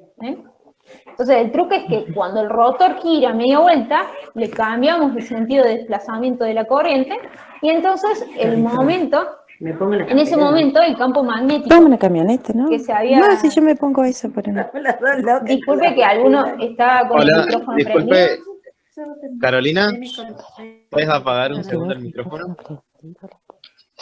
Parece que se activó por accidente. Hola, Ahí Carolina, estamos. ¿nos escuchas? Ahí está, perfecto, no hay problema, listo, seguimos. Listo, gracias. Bueno, entonces, decía que el truco es que cuando el rotor gira media vuelta, nosotros cambiamos el sentido, ahora la corriente no va a ir hacia la derecha, sino que va a la izquierda, por ejemplo, y el campo magnético que se había creado cambia de polaridad. Entonces el rotor tiene que seguir intentando alinearse con el campo magnético del imán fijo, y va a girar media vuelta más, y así sucesivamente es como lo vamos haciendo girar. Bien. Lo que tiene en particularidad es que, en general, para los motores de corriente continua necesitamos unos componentes que se llaman puente H para poder controlar este giro. Pero no es un giro de gran precisión, gira constantemente. En cambio, en la máquina necesitamos que sea precisa en cada uno de esos movimientos. Y para eso es que se usan los motores paso a paso. Como ven, a diferencia del de corriente continua que tenía una sola bobina, los paso a paso tienen un montón de rollitos de cable. Entonces, esto nos va a permitir poder controlar la cantidad de pasos que da el motor, por eso motor paso a paso, la cantidad de giros que va a tener, digamos, el ángulo en el que realiza el giro. Por eso es un motor de mayor precisión. Este es el funcionamiento básico de los músculos que permiten la movilización de la máquina de impresión 3D. Ahora, yendo a la parte de electrónica, ya más de dentro, y continuamos con la analogía de la persona humana, nosotros tenemos un centro que procesa la información que viene de afuera y que le dice a nuestros músculos que se muevan de determinada manera, por ejemplo. Entonces, el encargado de procesar toda esa información y dar las órdenes es nuestro cerebro. Los componentes electrónicos, para que se den una idea, son dispositivos físicos que forman parte del circuito electrónico, que ya sea una red que transporta corriente eléctrica. Y bueno, y todo dispositivo electrónico inteligente, ya sea un robot, una máquina automática o lo que se imaginen que se pueda programar para que realice distintas acciones, va a requerir necesariamente de un cerebro que lo controle. Entonces, Arduino es ese cerebro. Arduino es una placa de desarrollo que va a integrar todos los componentes y circuitos electrónicos necesarios para funcionar. Solo es necesario decirle lo que tiene que hacer y Arduino lo hace. A ver, y en esto me gustaría comentarles que cada marca de sus propias impresoras realiza sus propias placas madre, sus propias placas de desarrollo. Pero si nosotros queremos hacer proyectos por cuenta propia, digamos, arrancar a trabajar con eso, una placa muy renombrada, digamos, porque es de código abierto y porque hay una comunidad muy grande, muchos tutoriales y es bastante intuitivo, es Arduino, por eso se las nombra. Y la que muestra ahí en pantalla es Arduino Mega, que es la que se suele utilizar junto con otros componentes para la construcción de impresoras 3D desde cero, si uno compra las partes por separado. Bien, la cama caliente es un material muy importante dentro de lo que es impresión 3D, porque su tamaño va a delimitar el tamaño de impresión. ¿Por qué? Porque la impresora no puede imprimir más allá de la cama, no puede estar imprimiendo en el aire. Entonces, el tamaño me delimita la impresión. Puede ser calefaccionada o fría. ¿Por qué? Porque la calefacción facilita la adherencia de algunos materiales. Y con respecto al material, tenemos distintas propiedades adherentes y compatibilidad con distintos sensores. Hay camas que son porosas, de aluminio, que difunden mejor el calor, lo distribuyen mejor. Y hay camas de vidrio, que son más fáciles de limpiar, suelen ser homogéneas en su superficie, entonces no tenemos problemas de ningún tipo con respecto a la primera capa que se deposite de material. Entonces, bueno, la cuestión del material a elegir con respecto a la cama es un poco el gusto de cada uno, digamos. Pero que sepan que están esas variedades. Bien, y otro material, uno de los materiales sumamente importantes dentro de lo que es la impresión 3D, es el extrusor y el hot-end. Como dice ahí, el extrusor va tirando, como se ve en la imagen, agarrando el filamento para después fundirlo y depositarlo en la cama caliente y crearle una impresión en 3D. Bien, para eso vamos a tener sistema de extrusión, que es lo que agarra el filamento, y el hot-end, la parte caliente que le va a fundir. Tenemos estos elementos, una parte que disipa el calor para que el plástico que ingresa en estado sólido se mantenga así, y después una porción caliente, el bloque caliente que va a tener una resistencia, que se va a calentar a una temperatura que nosotros digamos, correspondiente al material que estemos introduciendo, y la boquilla por donde va a salir ese material, que también se puede llamar nozzle, se los voy a escribir ahí en el chat. ¿Qué más podemos ver? Ahí se ve el cartucho calentador y el sensor de temperatura también va conectado en lo que es el bloque caliente, ese heat block que se ve abajo, para para que me pueda mostrar básicamente en qué temperatura esté ese bloque, dependiendo del material que usemos. Y este es un concepto importante del que ya veníamos charlando. Vamos a tener una zona fría, donde está el disipador y un ventilador, que se tienen que mantener así para que el plástico ingrese en estado sólido. Porque si se ablanda, puede llegar a acumularse plástico en la boquilla, y si está demasiado rígido, también pueden haber problemas en la impresión. Entonces, bueno, tenemos que mantener esta zona fría. Después tenemos la zona de transición, en donde se logra una temperatura de transición vítrea, se dice, que es la temperatura característica de cada polímero, a partir de la cual el material se va a fundir, se va a volver blando y flexible. Por debajo de esa temperatura el plástico es rígido y quebradizo. Y por último, en rojo tenemos la zona caliente, que va a corresponder al lugar en donde el material se funde, pone encima de su temperatura de transición, hasta salir del nozzle, de esta boquilla, y ser enfriado nuevamente por un ventilador de capa o cooler que va a aparecer ahí. Si no somos capaces nosotros de encontrar una temperatura óptima de impresión, van a aparecer problemas de impresión. Como les venía diciendo antes, por ejemplo, si la temperatura de extrusión es muy baja, el filamento no va a fluir correctamente y pueden quedar huecos en las capas o se pueden separar las capas.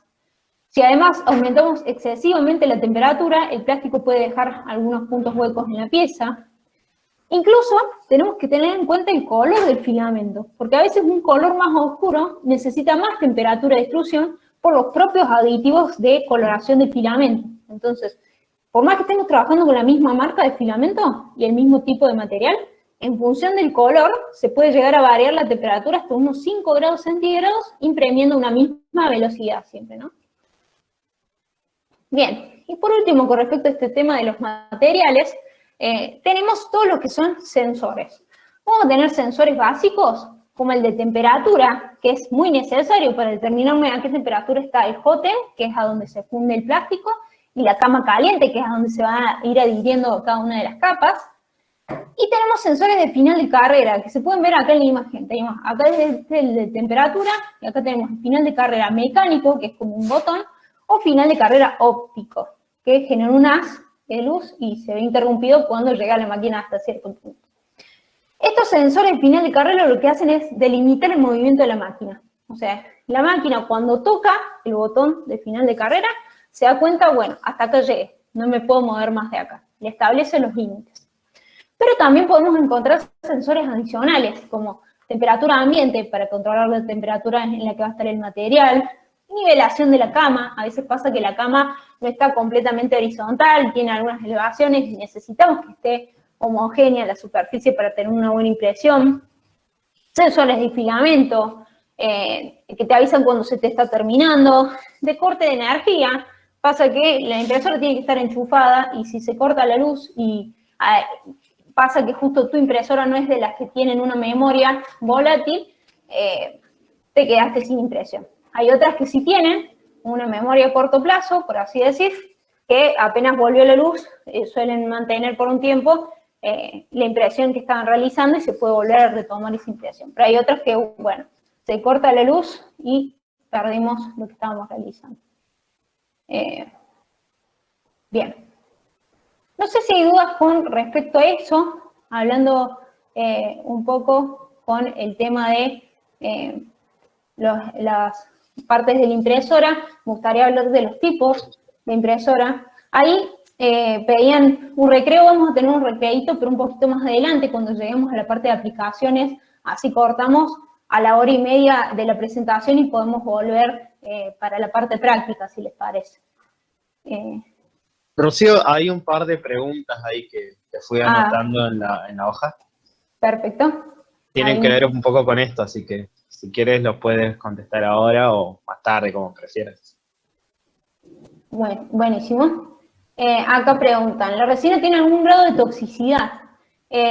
Sí, por eso se trabajan con las impresoras completamente cerradas. No son abiertas como la que se ve en pantalla, sino está completamente cerrada. Pero una vez que ya está el material en sí, digamos, luego de la impresión ya no hay problema de toxicidad. Bien, después el tema de la presentación, ya lo habíamos respondido.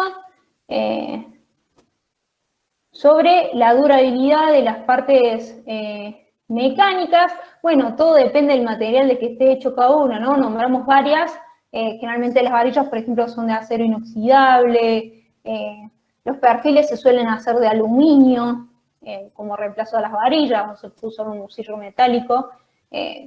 Todo depende con los componentes que venga la máquina, pero la verdad es que tienen larga vida útil. Yo tengo impresoras de hace más de 2 años y no he tenido problema con eso. Bien. Acá pregunta, pero ¿la máquina calcula automáticamente la velocidad de impresión de acuerdo al filamento? No. La verdad que eso es algo que seteamos nosotros. Se puede setear de manera manual, directamente en la impresora, y si no, si se acuerdan, cuando yo les conté, primero tenemos que obtener el diseño, y una vez que tenemos ese diseño lo vamos a pasar por otro software que nos va a permitir elegir los parámetros de impresión, como por ejemplo la temperatura de impresión, y como por ejemplo la velocidad con la que vamos a estar imprimiendo. Bien, a ver si hay alguna otra consulta. ¿El extrusor y hot end son autolimpiantes o requieren mantenimiento? No, completamente requiere mantenimiento. Esta es una muy buena pregunta.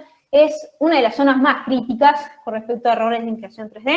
Entonces es necesario estarlo limpiando. Tiene un mantenimiento particular en el que uno tiene que ir desarmando limpiando las piezas con cuidado, porque estamos trabajando con electrónica. Algunas piezas en frío y la boquilla se extrae en caliente para, bueno, para no deformar ninguna parte y no estar complicando ninguna de las piezas, digamos, comprometiendo ninguna pieza. A ver, ahí estaban hablando en el chat con el tema del spray de fijación. Sí, se me pasó decirles que cuando vimos el tema de las camas calientes, ahí estamos viendo una cama de una impresora, a pesar de que uno caliente la cama, hay veces que algunos materiales necesitan algún otro tipo de soporte que le ayude a adherirse bien a la cama, porque si no se adhiere la primera capa, pueden tener errores en la impresión, después puede salir cualquier cosa. Entonces, hay distintos métodos, hay gente que usa plástico en barra, hay gente que usa un tipo de cinta de papel, y hay gente que usa spray para pelo. A mí lo que más me funciona es el spray para pelo. Hay marcas conocidas como Robbie. Yo en particular uso la marca Tone Vitae, que ahí se las escribo, porque tiene buena relación calidad-precio, y la verdad que me rinde mucho, y nunca tuve inconveniente con ese tema. Entre un juego entre lo que es spray y la temperatura correspondiente al material, no tendría que haber problemas. Con el tema por ahí unos truquitos para que no se despegue el material de la cama, ya lo vamos a charlar, vamos a darle un poquito más adelante. Bueno, voy a acelerar un poco, así llegamos a ver los otros temas y podemos charlar un poquito de las aplicaciones. Tenemos dos tipos de impresoras mayormente conocidas en el mercado. Las impresoras cartesianas, básicamente es el tipo de impresora FM más común que podemos encontrar en el mercado, que trabajan con un volumen cúbico, como pueden ver ahí en la imagen. Reciben el nombre de cartesianos porque utilizan el sistema de coordenadas cartesianos, los ejes X y Z que se ven graficados en pantalla, y se van a mover a partir de esos ejes. La cama se suele mover en los ejes X y el Y, y el sistema de extrusión se suele mover en el eje Z y en el X. Bien, y otro tipo de impresoras que podemos llegar a encontrar son las impresoras Delta, que tienen un volumen de impresión cilíndrico y se llaman así porque están basadas en un robot llamado Delta, ¿no? Como la cama de impresión es circular, el volumen de impresión es cilíndrica. Y en este caso, la cama, a diferencia de las impresoras cartesianas, no se mueve, se queda fija. El extrusor, como pueden ver, está suspendido arriba por 3 brazos articulados que se van a deslizar y se van a mover hacia arriba y hacia abajo, permitiendo que el cabezal de impresión se mueva en las 3 dimensiones, en los 3 ejes, X, Y, Z. Vamos a ver un videito corto de cada una, así les muestro más o menos cómo trabajan. A ver si tengo el link de la impresora cartesiana. No, les había traído de la Delta, entonces vamos a pasarlo, a ver si me deja. Bien, ahí estamos. Se los muestro rapidito para que puedan ver cómo trabaja una impresora Delta. Por ahí la podrán haber visto algunos. El gobierno estuvo entregando impresoras de tipo Delta a algunos IPET, al menos pude ver en Córdoba. Y bueno, estuvieron entregando este tipo de maquinaria, ¿no? Que en este caso tiene 3 brazos, se va moviendo en todos los ejes. Y lo voy adelantando para que puedan ver la pieza. Y queda algo así, un astronauta. Bien. Ahora, ventajas y desventajas de este tipo de impresoras. La impresora cartesiana es más fácil de calibrar, no es tan complejo a la hora de ensamblar las partes y de darse cuenta por dónde viene algún error. Tiene disponibilidad de recursos comunitarios, es más conocida, entonces uno puede encontrar más tutoriales al respecto, más información. Pero suele tener menor velocidad de impresión, la cama se mueve, entonces la inercia limita esta aceleración. Si uno imprime mayor velocidad, como la cama se mueve, puede tener mayor cantidad de error que con una impresora Delta. La Delta, como la cama es fija, se puede imprimir con alta velocidad y aceleración de impresión y es más precisa. Pero la primera calibración suele ser tediosa y el equipo es voluminoso y no se encuentran equipos de gran tamaño. Entonces, las grandes impresiones, como de casas que uno había nombrado antes, se logran con impresoras del tipo cartesiano. Ahora, con respecto a los materiales, tenemos gran cantidad de materiales. Los más comunes que vamos a ver hoy son el PLA, el ABS y el Flex, pero tenemos materiales de soporte para los andamios que les venía contando, que algunos son solubles en agua, como el PVA, compuestos que tienen madera, fibra de carbono, conductivo, e ingenierías, como el nylon, que es muy conocido, el PET, el PG, si vieron mates impresos en 3D, generalmente suelen ser de PG porque resisten altas temperaturas, entre otros. Y la presentación es así, en bobinas, como vemos en la imagen, que puede ser de medio kilo, 1 kilo, 4 kilos. Lo más común es que sea de 1 kilo. Vamos a ver primero lo que es el PLA o ácido poliláctico. Como dice ahí, es un material creado a partir de recursos renovables, a pesar, digamos, en diferencia a los otros materiales, no deriva del petróleo, sino que deriva del maíz en particular. Es mucho más frágil que el ABS y por sus componentes hace que tenga una vida útil más corta que este ABS. El punto de fusión, la temperatura en la que yo lo voy a imprimir, va a ser entre 190 y 200 grados. ¿Por qué lo digo así? Porque todo depende de la máquina que tengamos. Podemos tener dos máquinas de la misma marca, del mismo modelo, y no se van a comportar igual. Entonces, como les venía contando, es todo prueba y error. El rango aceptable para imprimir PLA es de 190 a 200 grados centígrados. No es necesario, pero sí se recomienda que la cama esté caliente. Y el PLA comienza a ablandarse a los 60 grados, lo cual va a limitar el destino de las piezas impresas.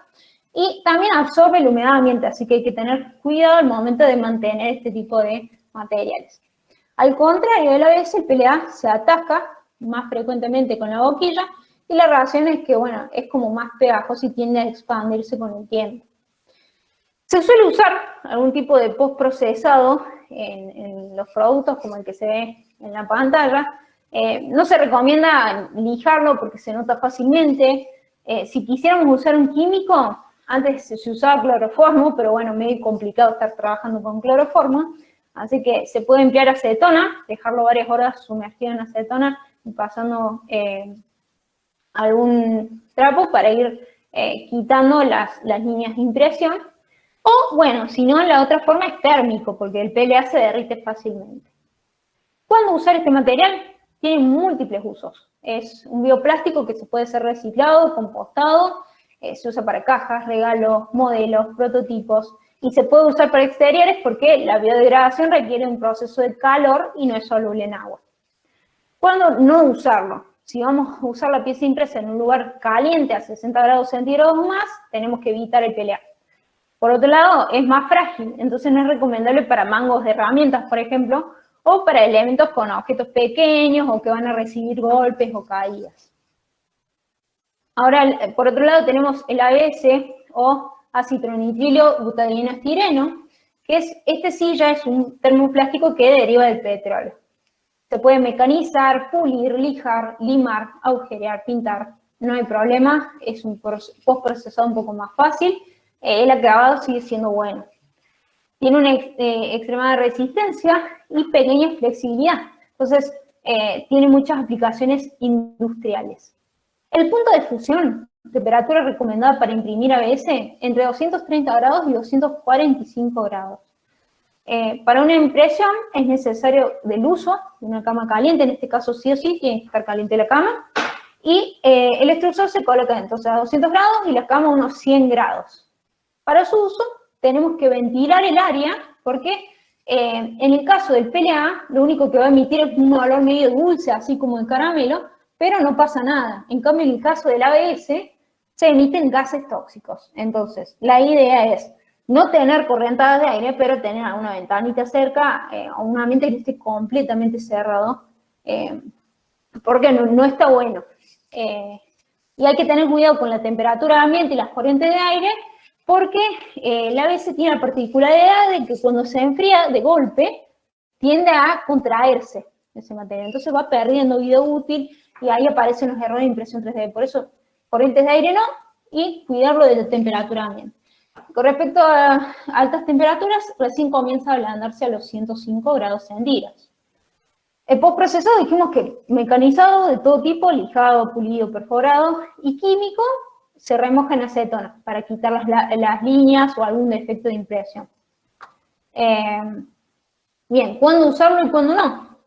En términos generales, el ABS es muy eficiente para la mayoría de los usos. Es útil para objetos que van a ser golpeados o que se van a caer. Puede estar en ambientes calientes, que no superen los 100 grados centígrados. Se usan mangos de cubiertos, partes de autos, fundas de celulares, juguetes. Y los famosos Legos se suelen imprimir en ABS. ¿Cuándo no usarlos? Las restricciones para el uso del ABS no van a aplicar a los objetos, sino a la máquina y al ambiente. Si la impresora 3D no es de cama caliente y si el espacio no puede ser ventilado para evitar la acumulación de vapores, no es posible usar ABS. Por último, el flex, que es un material que se usa en múltiples industrias, automotrices, ruedas, incluso en la industria textil. Es un material muy empleado, en este caso las temperaturas van de los 250 a los 260 grados centígrados para imprimir y la cama tiene que estar caliente entre 50 y 60 grados centígrados. Aproximadamente como recomendación, puede no estar caliente en el caso del flex. El tema del flex es que por ahí es más costoso de imprimir y el material en sí cuesta aproximadamente el doble que el PLA y el ABS. PLA y ABS, para que se den una idea, el kilo puede salir 1.600 pesos aproximadamente, y el flex saldría el doble. Una marca para recomendarles es, por ejemplo, Print A Lot. Es una marca que yo recomiendo porque tiene muy buena relación calidad-precio. La fábrica está en Buenos Aires. Para que, bueno, se den una idea, ahí les pongo el videito, se ve un corazón impreso en material flexible. Ahí se ve la bobina, ven cómo es de flexible ese material. Y ahí podemos ver unas zapatillas y cómo se van doblando.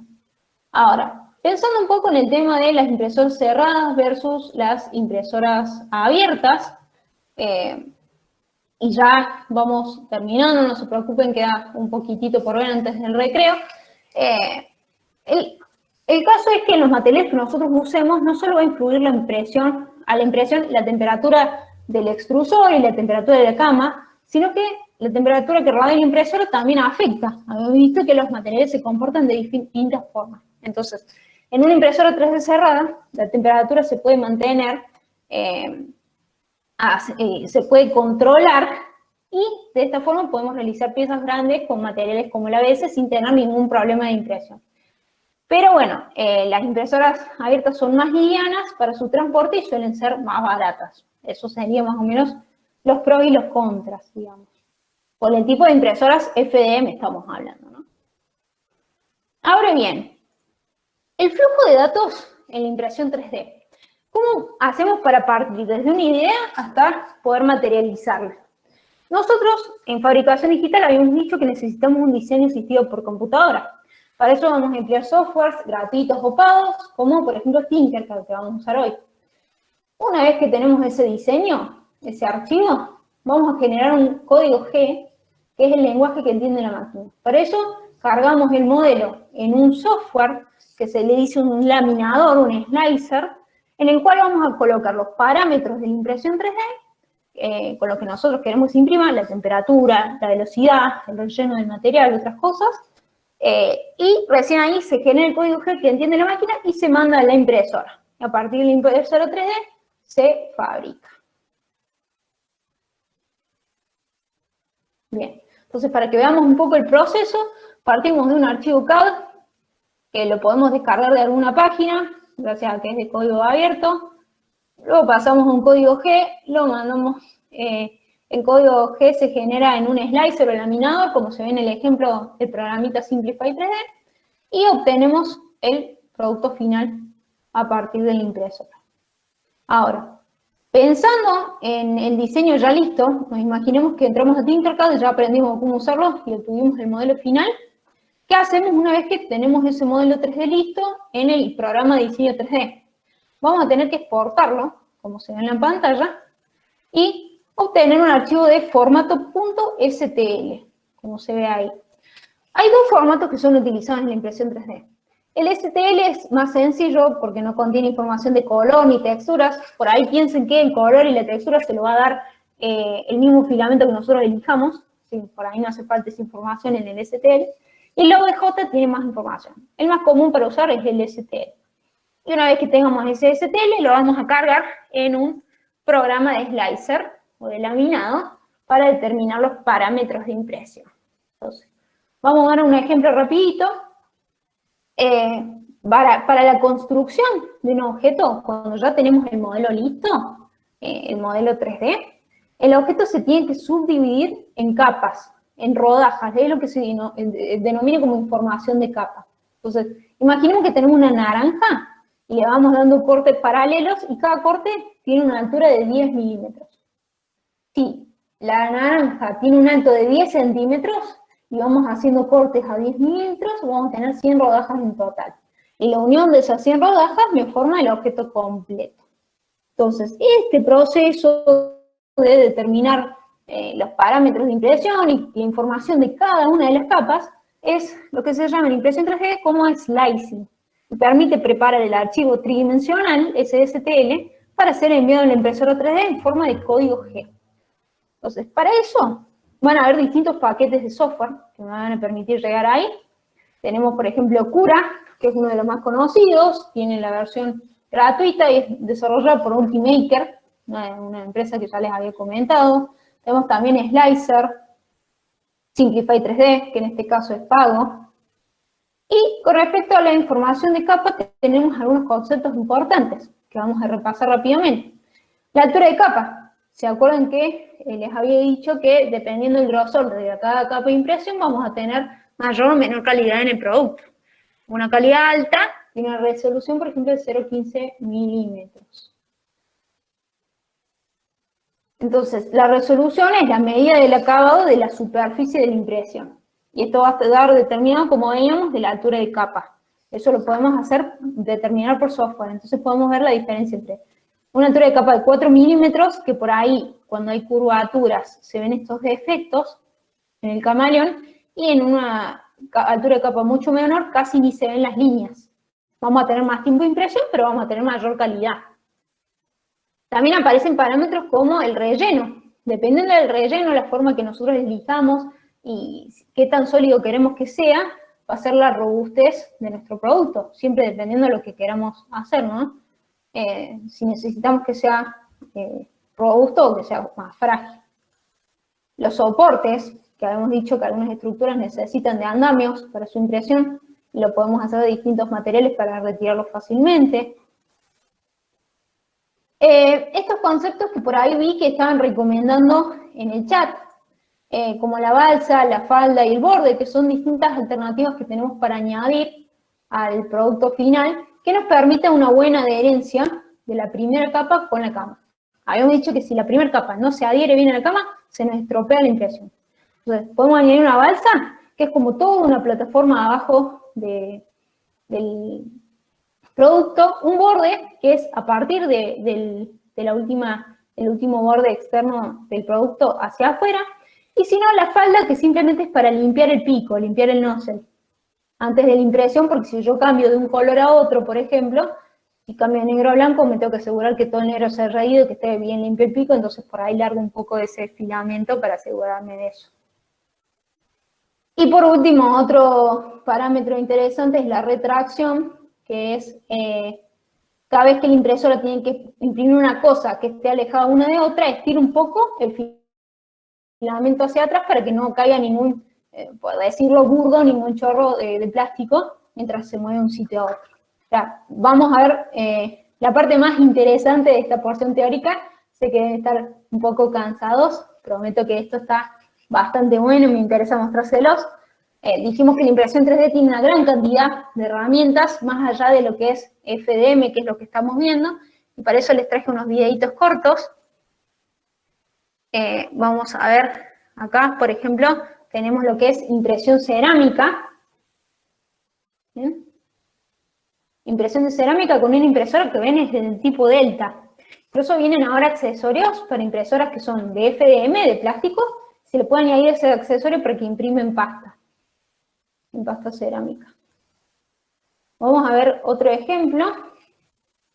En este caso tenemos una de chocolate. Esta está buenísima. La verdad que llama mucho la atención. Yo pude ver una en persona y uno se queda embobado viendo cómo va trabajando. Es bastante lenta y tiene un control de temperatura superior, porque imagínense que estamos trabajando con chocolate. Pero bueno, está interesante al menos el concepto. Ahí estaría terminando. Y vamos a ver una más que tenía acá, que es con respecto a la bioimpresión. Es bastante interesante. Esto fue en Israel en el año 2019. Se imprimió un corazón a partir de células humanas con una impresora 3D de bioimpresión, que, bueno, las células van siendo inyectadas en un medio de cultivo y el corazón tiene el tamaño del corazón de un conejo, pero es funcional y es a partir de células humanas. Entonces ahora, bueno, al día de hoy se está probando, pero la verdad que es un avance enormísimo en el área de medicina, lo que se pudo lograr. Imagínense que en un futuro podemos llegar a no tener que estar esperando por un trasplante de órganos, porque vamos a tener un banco de órganos que pueda generar un tejido que sea específicamente para nosotros. O sea, no vamos a tener problema de biocompatibilidad porque vamos a poder tener órganos impresos en 3D. Así que imagínense, bueno, como pueden ver, la impresión 3D es una cosa que no tiene límites y que hay avances que son impresionantes. Bueno, hay muchísimas más. Les traje un par de aplicaciones más, como por ejemplo moda, prótesis, dijimos. Acá tenemos una Torre Eiffel. Una férula, por ejemplo, una alternativa al yeso. En este caso, la férula puede ser personalizada y no pica. Uno se puede rascar y se puede bañar tranquilamente. Para el estudio, entre otras cosas. Y vemos un par de videitos más. Son tatuajes. Tiene un sensor, se sensa la curvatura del brazo en este caso. Se van realizando tatuajes impresos en 3D.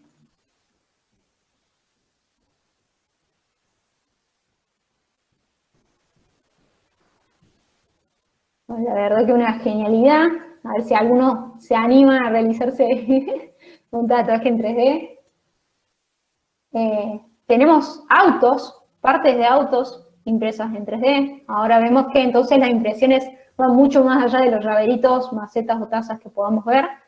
Hay impresoras, esta es una impresora de tipo cartesiana, sumamente grande. Casas. Hay casas ya que ya están siendo habitadas, que han sido impresas en 3D, con materiales, son aleaciones, y la particularidad que tienen es que pueden llegar a ser impresas en un día. En 24 horas podemos tener impresa una casa. Tienen, ven, un aislamiento con pared doble, ahí dice que se imprime en 1 hora, y lo que sí se necesita es un espacio muy amplio porque ven el tamaño de la grúa que va imprimiendo, ¿no? Bien, este es un video interesante, este es más novedoso, digamos, más actual. Un bife impreso en 3D. Carne impresa en 3D. Ahí se ve de cerca. También, impresión de células.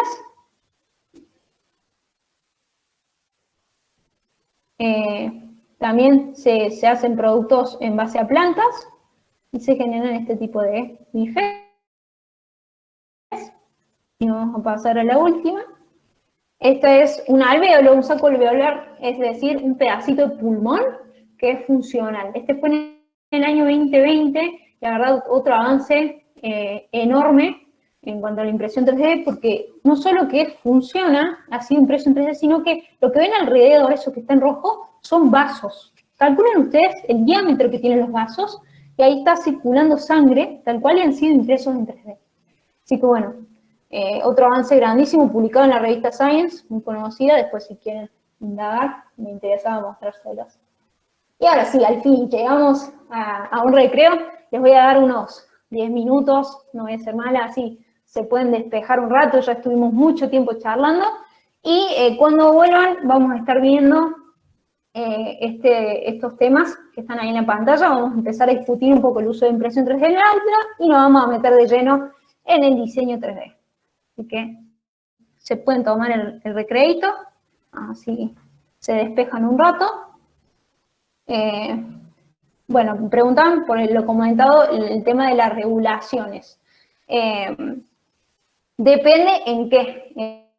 En todo lo que es bioimpresión, hay cosas que sí están reguladas, como el tema de, se imprimen algunos andamios que son para el crecimiento y guía de algunos pasos, pero otras cosas que se imprimen con células es como un proceso más complicado. Bueno, seguir la regulación, e incluso se usa impresión 3D para el tema de medicamentos, también complicado el tema de la regulación, pero bueno, en Argentina tenemos, sí, 10 minutos, a las 16 volvemos. En Argentina, particularmente en Córdoba, tenemos una empresa que se llama LifeSeed, se las dejo ahí en el chat, después la pueden googlear, trabaja haciendo bioimpresoras y ellos tienen ahí más información que pueden buscar al respecto.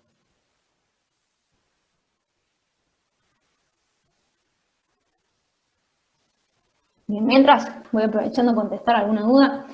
Acá Pedro pregunta si se pueden usar plásticos reciclados. El tema que yo les comentaba de los plásticos reciclados es que he visto muchos proyectos, por ejemplo en colegios técnicos, en algunos IPET, de reciclar los plásticos y volver a generar bobinas. ¿Qué pasa?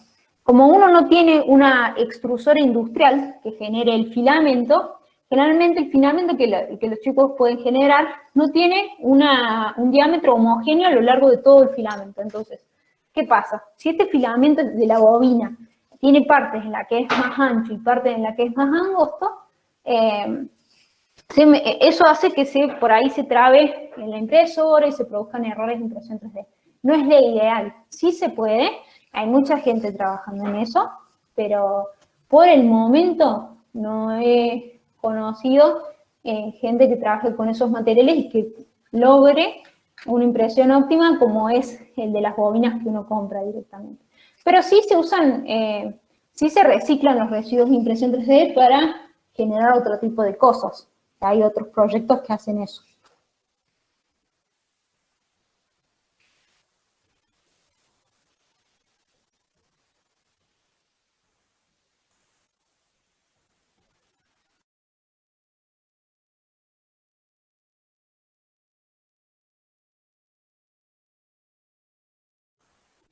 Bueno, entonces volvemos del recreo a las 18:17 y ahí sigo respondiendo un par de consultas, así ninguno se pierde esta parte de cita.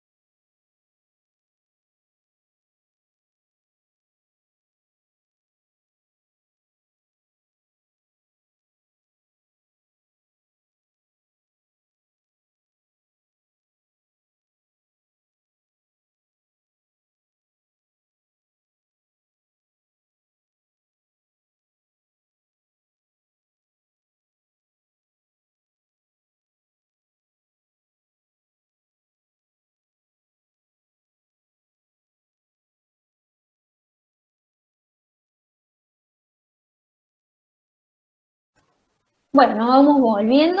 Aprovecho para ir respondiendo un par más de consultas mientras se van sumando de vuelta al curso, así hacemos la segunda parte.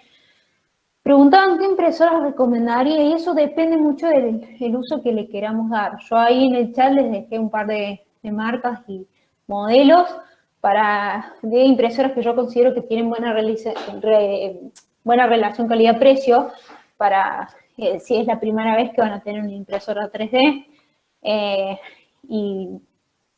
Y bueno, por ahí unos nombres que les suenen un poco para que puedan buscar, averiguar precios y eso. En caso de esa pregunta, si han bajado de precio, la verdad que sí, depende de los modelos. Algunos se mantuvieron, el de la Magna 1 creo que estuvo manteniéndose, el de la Ender 3 bajó el precio, pero porque salió, por ejemplo, la Ender 3 Pro, que tiene algunas mejoras. Pasa eso, de que salen máquinas nuevas y cada vez se está trabajando para hacerles mejoras, entonces uno va... algunas van perdiendo valor, otras van ganando valor y así con eso se juega un poco en el mercado, con la disponibilidad de productos, digamos. Pero bueno, sí, los precios están entre esos, 35 o 40 mil pesos aproximadamente. Teníamos un par de preguntas más que habían quedado pendientes. Pedro había preguntado si el punto cero lo pone uno al comenzar o lo hace en impresora. Cuando uno genera el código G en el slicer, se hace un código tal cual, ese código G, y lo primero que hace es mandar a la impresora al eje 000, o sea, la esquina hacia adelante viene a la izquierda, ahí se queda. Eso viene ya por código, predefinido. Pero uno también, desde el menú de la máquina, lo puede mandar directamente al 00, ahí, desde el menú. También Luis preguntaba qué pasa cuando la bobina absorbe humedad y pierde propiedades del material, pierde vida útil. En general, por ejemplo, el PLA o el ABS se vuelven como más quebradizos, entonces no se los puede emplear para la impresión 3D. ¿Qué se hace? Vienen en unas bolsas de tipo Ziploc, se las resguarda del sol y se colocan bolsitas de sílica gel, por ejemplo.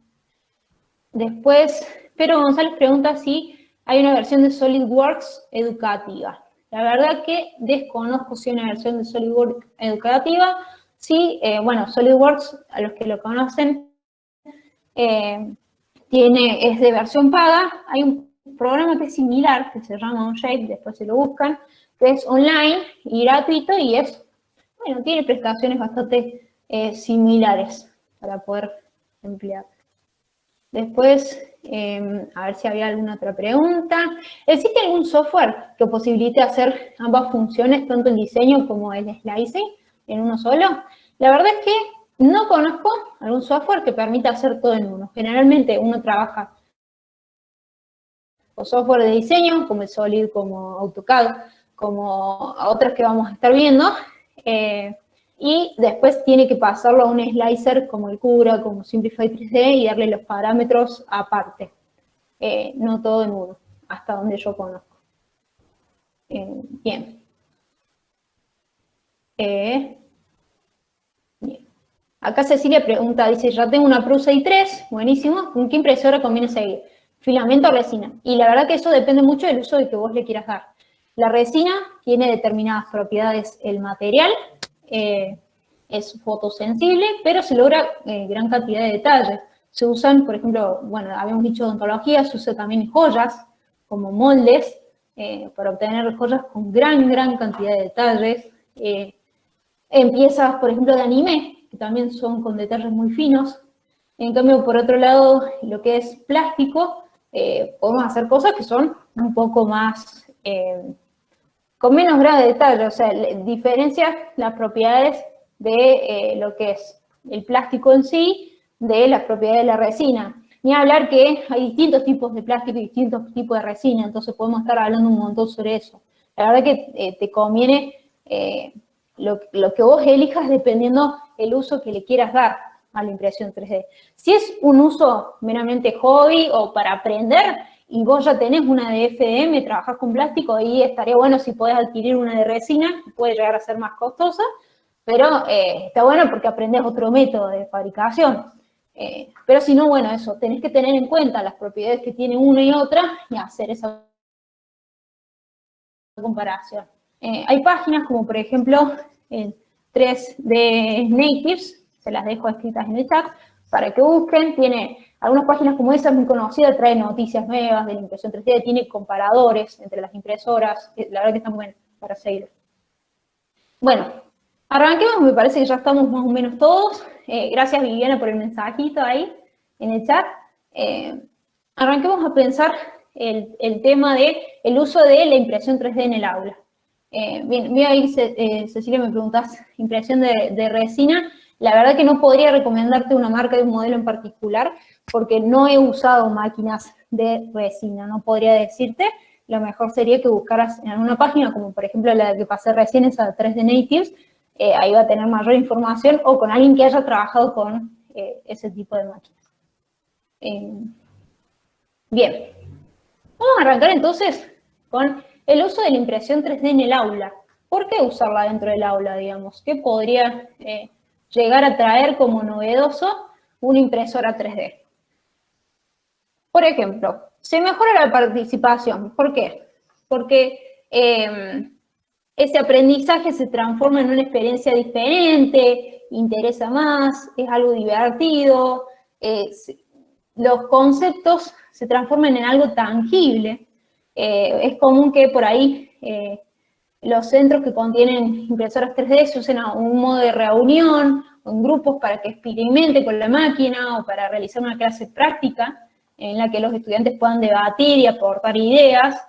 Entonces, bueno, mejora ese trabajo en equipo, fomenta el aprendizaje interdisciplinar, porque, por ejemplo, si queremos hacer, no sé, un mapa topográfico, no solo hay que saber geografía, sino también hay que saber de ciencias, de matemáticas. Entonces, el alumno para trabajar con eso va a tener que investigar, estudiar sobre varios temas para hacer la impresión 3D, y eso va a fomentar un poco la colaboración entre las asignaturas. Y bueno, y este planeamiento de trabajo suele ser en grupos, lo que va a implicar colaborar con los demás y respetar otras opiniones también, ¿no? Hago una aclaración, por las dudas, si alguno quiere saber un poco sobre el tiempo, esta parte dura aproximadamente 1 hora y media también, vamos a estar terminando 7:15, no, me estoy confundiendo, a ver, tenemos hasta las, sí, 7:30 por ahí, 7:30, 7:45 vamos a estar terminando la parte de Tinkercad. Acuérdense de